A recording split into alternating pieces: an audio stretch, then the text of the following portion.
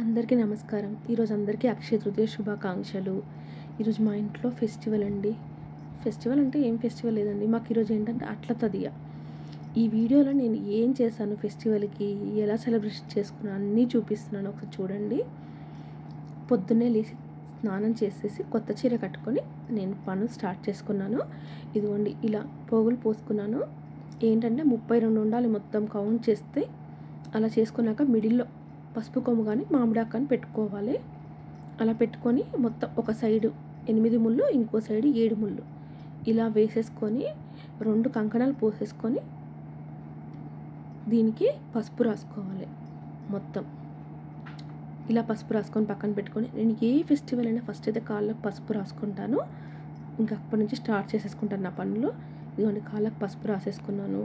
ఇంకా అట్లు కాబట్టి బియ్యం పిండి తీసుకొని దాంట్లో వాటర్, సాల్ట్ అవి ఏమి వేయకూడదు దేవుడికి కాబట్టి ఓన్లీ బియ్యం పిండి తడుపుకొని అట్లు పోసుకోవాలి. మాకు 32 అట్లు అండి. సేమ్ 16 పోగులు ఎలా పోసాము 32 పోగులు అలాగే 32 అట్లు పోసుకోవాలి. చూడండి టైం ప్రాసెస్ పెద్ద కాబట్టి చిన్న చిన్న అట్లు పోసేసుకొని 2 పెంకలు పెట్టుకొని 2 పెంకల మీద పోసేసి 32 అట్లు ప్లస్ 5 దేవుడికి పెడతాము. అన్ని అట్లు పోసేసుకున్నాను.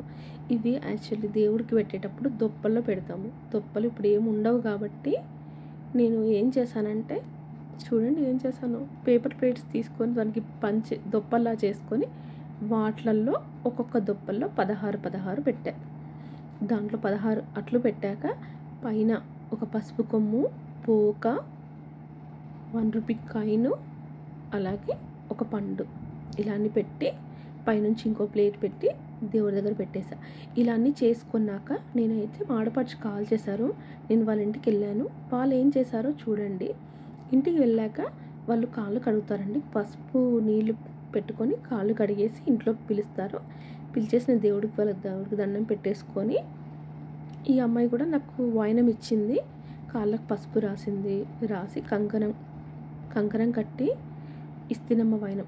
మేము వాయినము ఒక చెంబులో నిండుగా నీళ్లు పోసుకొని పైన ప్లేట్ పెట్టుకొని ఈ వాయినం ఆ చెంబు మీద పెట్టుకొని ఇస్తినమ్మ వాయినం అని ఒక 3 టైమ్స్ అంటుంది. మళ్ళీ ఇంకోసారి అడుగుతిని వరం అని ఇంకో 2 టైమ్స్ అంటుంది. నేను ఇస్తిని వరం అని అంటాను.